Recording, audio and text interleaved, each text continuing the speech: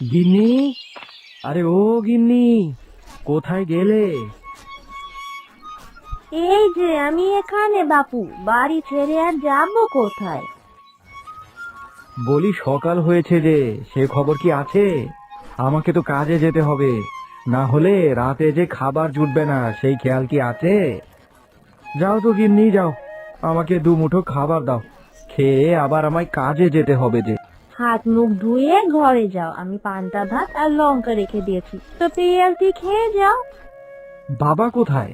বাবাকে তো সকাল থেকেই দেখছি না। কোথায় আবার যাবেন, গেছেন রোজগার মতন পাড়ায় হাঁটতে। এই বুড়ো বয়সে কেন যে বের হয় বাবা বুঝি না। পড়ে গিয়ে ব্যথা পেলে তখন কি উপায় হবে?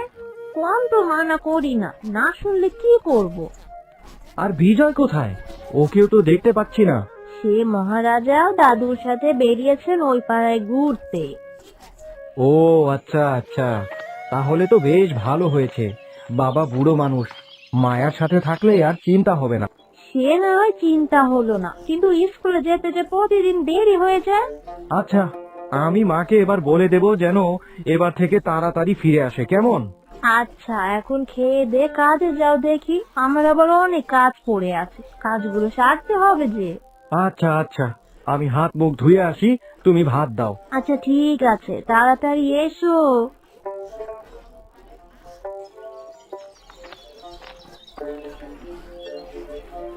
বৌমা, ও বৌমা। এতক্ষণে আসার সময় হলো, তোদের স্কুলে কখন যাবি শুনি? ওকে তুমি বকো না বৌমা, আসলে ওই ফেরার পথে নিশুদের বাড়িতেই দেখলাম কি সুন্দর ডাঁটা শাক হয়েছে, সেই জন্যই চেয়ে নিয়ে এলাম। সে না হয় বুঝলাম বাবা, কিন্তু আপনার এই শরীরে বেশি হাঁটাহাঁটি ঠিক নয়, এমনিতেই শীতকালে রোগ বালাই বেশি। ও তুমি চিন্তা করো না বৌমা, এখন এই শাকগুলো নাও দেখি, দুপুরে ওই সুন্দর করে ভাজি করবে। সে আমি করে দেব বাবা, এখন এসে বসুন, একটু বিশ্রাম নিন। আচ্ছা ঠিক আছে বৌমা। আচ্ছা বাবা, আপনি আর বিজয় বসুন, আমি দুটো মুড়ি মাখিয়ে দিই। এই শীতের সময় মানুষ কত রকমের পিঠা খায়, গুড় মুড়ি খায়, আমারও খুব খেতে ইচ্ছে করছে মা। শীত তো কেবল শুরু হলো রে, সব করে দেব বাবা, কদিন সবুর করো। এখন দাদুর সাথে বসো, আমি মুড়ি মেখে দিই। আচ্ছা মা, খেয়ে আবার স্কুলে যেতে হবে আমাকে। আচ্ছা ঠিক আছে, আমি তোর ব্যাগ গুছিয়ে রেখেছি। আচ্ছা ঠিক আছে মা। মা, আমি স্কুলে গেলাম। আচ্ছা যা বাবা, তবে সাবধানে যাস।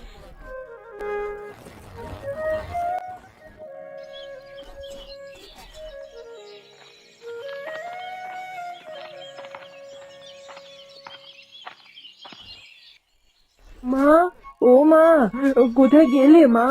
এই যে আমি রান্না করছি।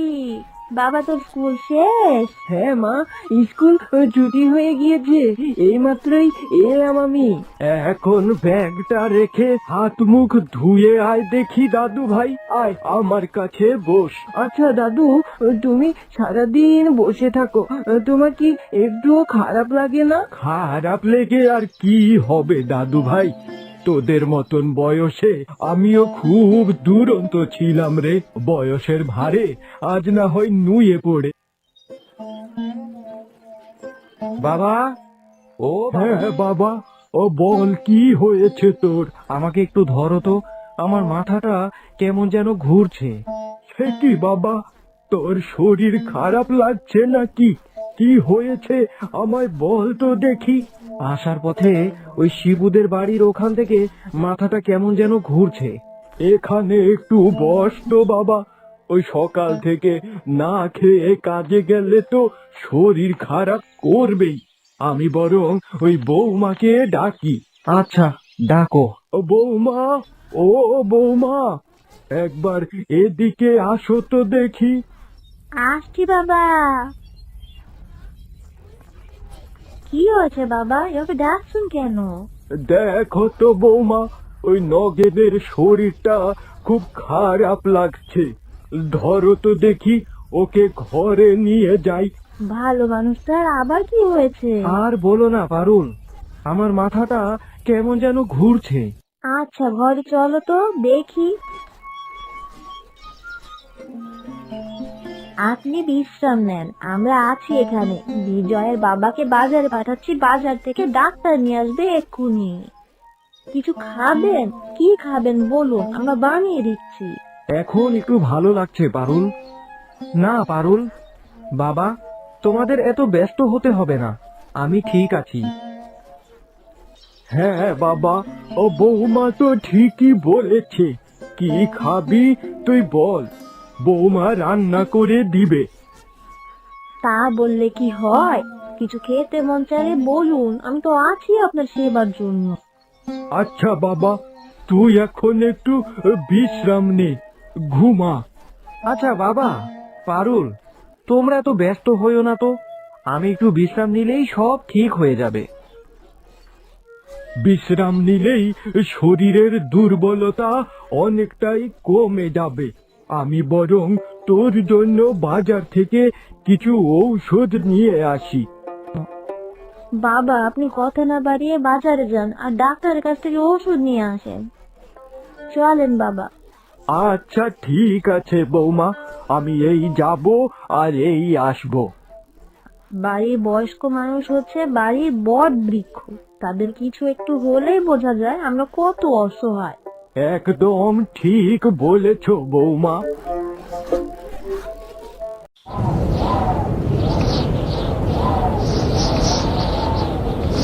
ওরে রানু, তুই তো ঘরে থাকিস তো। তুমি কোথায় যাচ্ছ মা? দেখছো না আকাশ কালো করে আসছে, ঝড় উঠবে মনে হচ্ছে।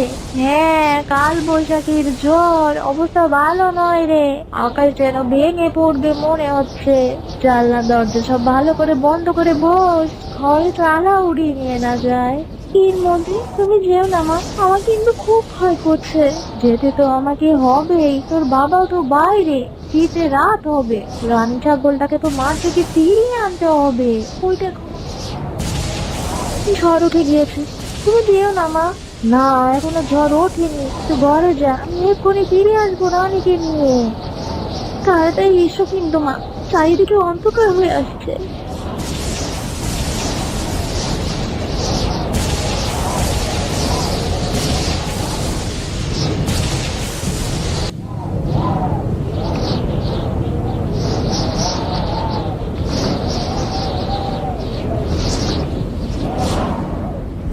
রানী, ও রানী, কোথায় গেলি?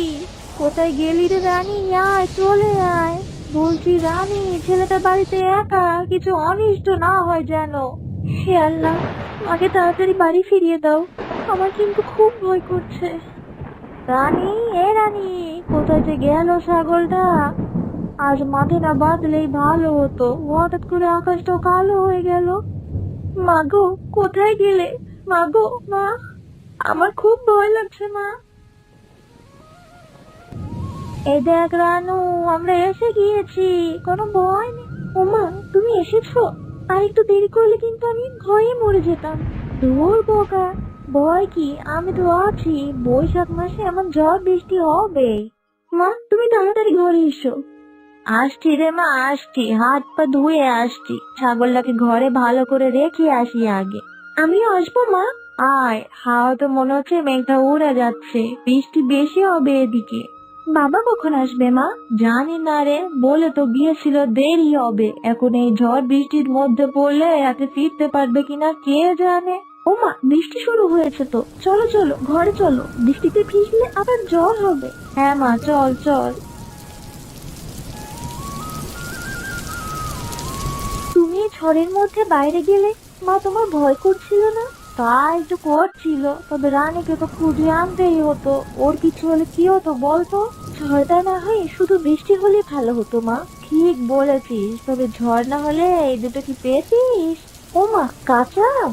আমটা ঝড়ে উড়ে এসে পড়েছে, কাল দুপুরে আম পোড়া শরবত বানিয়ে দেব। তোর বাবা খুব ভালো খায়। আমিও ভালো খাই মা। জানি তো, তাই তো বানাবো। বৃষ্টি একটু কমেছে মনে হচ্ছে, বাবা দেখবে ঠিক চলে আসবে।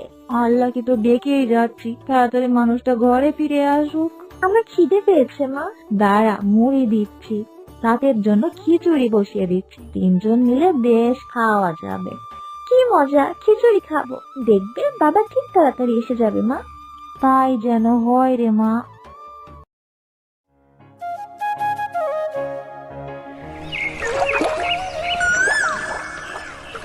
মা, মা, কেন রে, কি হয়েছে তোর? বাবা কোথায় মা? পুকুরে গেল স্নান করতে। কাল কখন ফিরেছে বাবা? কাল ফিরতে পারেনি, গাছ পড়ে রাস্তা বন্ধ হয়েছিল, আজ সকালে ফিরেছে। সত্যি মা, এমন কালো গাছ আমি আগে কখনোই দেখিনি। যা তৈরি হয়ে নে, স্কুলে যেতে হবে তো। আর স্কুলে যাব না মা, বাবার সাথে গল্প করব। শুধু শুধু স্কুল কামাই করতে নেই, রাতে দুজনে গল্প করবি কেমন? এখন যা স্কুলে যা দেখি। দীপু আসলো না যে স্কুলে? না রে, ও আজ আসতে পারবে না। কেন রে, দীপুর আবার কি হলো? কাল রাতের ঝড়ে দীপদের বাড়ির একদিক ভেঙে পড়েছে, বড় একটা গাছ উপড়ে পড়েছে। ওদের রান্নাঘরটাও ভেঙে গেছে, বাড়ি তো একদিকটা পুরোই ভেঙে গিয়েছে। তাহলে দীপুদের তো অনেক বড় ক্ষতি হয়ে গেল, কারোর কিছু হয়নি তো? না রে, ভাগ্য ভালো ওদিকটায় শোয়ার ঘর, ভাঙলে যে কি হতো। চল তাহলে, স্কুলের পরে ওদের বাড়ি যাব। চিনিস তুই? হ্যাঁ চিনি তো। আচ্ছা ঠিক আছে, নিয়ে যাব তোকে। কি রে, তোরা এখানে? শিমুলের কাছে শুনলাম তোদের কথা। ইস, কি অবস্থা তোদের বাড়িটার। হ্যাঁ রে, কি যে হবে, এত বড় গাছ কেটে সরাতে সময় লাগবে, তারপর ভাঙা দিকটা সরাতে হবে। ঘরে থাকবো কি করে কে জানে। চল আমরাও ডালপালা পরিষ্কার করি। তোমরা বুঝি দীপুর স্কুলে পড়ো? হ্যাঁ কাকা, আমরা একই ক্লাসে পড়ি। দেখছই তো আমাদের কি দুরবস্থা। আমরাও হাতে হাতে কাজটা করে দিচ্ছি, তাহলে তাড়াতাড়ি সব পরিষ্কার হয়ে যাবে। না রে বাবারা, 2-3 দিন তো লেগেই যাবে। একদিন কোথায় থাকবো, কি খাবো কে জানে। দীপুর জন্যই যত চিন্তা। সামনেই তো আবার দীপুর পরীক্ষা, পড়াশোনার যে কি হবে। দীপুকে আমি যদি নিয়ে যাই আমাদের বাড়িতে, আমাদের ওখানেই থাকবে, আমরা একসাথে পড়াশোনা করব। সে তো খুব ভালোই হয়। যা দীপু, তুই ওদের বাড়ি চলে যা 2-3 দিনের জন্য। ততদিনে আমি এদিকটা গুছিয়ে নেব। তোমাদের কি হবে বাবা? আমাদের এদিকে ওদিকে ঠিক ব্যবস্থা হয়ে যাবে। কিন্তু তোর তো সামনে পরীক্ষা, পড়াশোনার কি হবে? সেটাই ভালো হবে দীপু, রানুদের বাড়িতেই চলে যা। আচ্ছা ঠিক আছে, এগুলো পরিষ্কার করে দিয়ে যাচ্ছি। না না না না না না, তোদের এগুলো পরিষ্কার করতে হবে না রে, তোরা চলে যা, বাকিটা আমি দেখে নেব। হ্যাঁ রে, চল না, দুজনে মিলে একসাথে পড়াশোনা করব। আচ্ছা ঠিক আছে বাবা।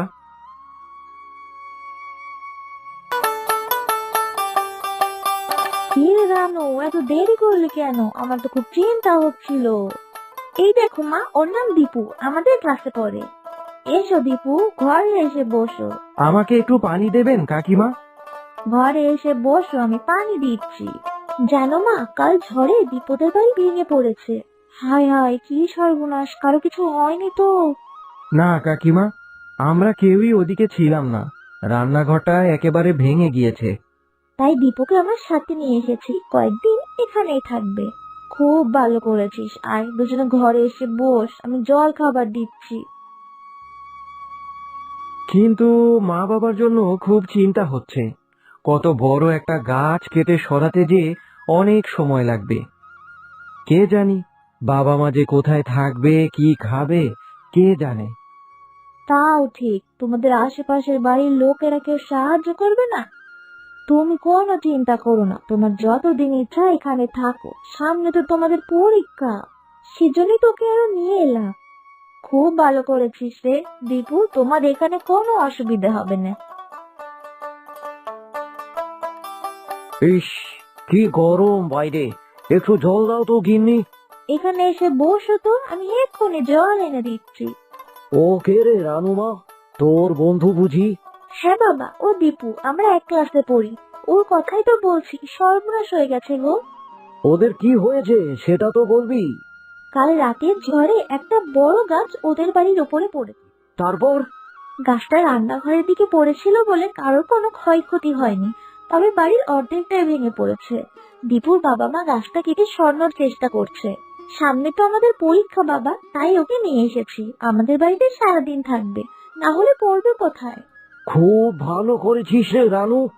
আচ্ছা দীপু, তোমাদের বাড়িটা কোথায় জানি?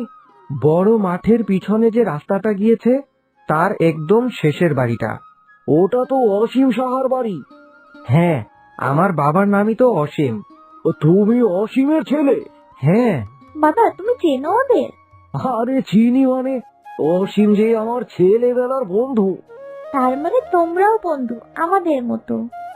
জানো গিন্নি, একই স্কুলে পড়তাম। আমি আর অসীমের ভারী ভাব ছিল। আমাদের স্কুল ছুটির পর প্রায় চলে যেতাম ওর বাড়ি। তখন আমাদের নুন আনতে পান্তা ফুরিয়ে যেত। গিয়ে থাকতাম, খেতাম, দুটো পেট ভরে খেতে পেতাম ওদের বাড়িতে। কত যত্ন করতেন অসীমের মা। তাছাড়া আমার যে ব্যবসা, তাও তো অসীমের মায়ের জন্যই। অসীমের মায়ের সামান্য পুঁজি লাগিয়েই তো আমার ব্যবসাটা দাঁড় করিয়েছি। হঠাৎ অসীম শহরে চলে গিয়েছিল। মাসিমা মেসোমশাইও মারা গেলেন। তারপর আর যোগাযোগ কমতে কমতে একেবারে বন্ধই হয়ে গেল। আমরা 3-4 বছর হলো গ্রামের বাড়িতে ফিরে এসেছি। আজ তাহলে তুমি যাও গো, ওদের পাশে দাঁড়াও, নিয়ে এসো ওদের আমাদের বাড়িতে। হ্যাঁ হ্যাঁ, যাবই তো। অসীম আর ওর স্ত্রীকে নিয়ে আসবো। যতদিন না ওদের ঘর বাড়ি ঠিক হচ্ছে, ওরা আমাদের বাড়িতেই থাকবে। আমি সবাইকে ডেকে ওই গাছ কাটানোর ব্যবস্থা করছি, আর ঘর সারানোর ব্যবস্থাটাও করব। খুব ভালো হবে গো, আমি ওনাদের থাকা খাওয়ার ব্যবস্থা করি। সত্যি কাকু, তুমি বাবা মাকে নিয়ে আসবে? হ্যাঁ দীপু বাবা, তুমি একদম চিন্তা করো না। তোমার বাবা মায়ের যাতে কোনো অসুবিধা না হয়, সেই দায়িত্ব আমার। কি মজা, আমরা তো স্কুলে বন্ধু ছিলামই, আজ থেকে আমি আর দীপু আরো বেশি বন্ধু হলাম, আর বাবাও নিজের বন্ধু ফিরে পেলো।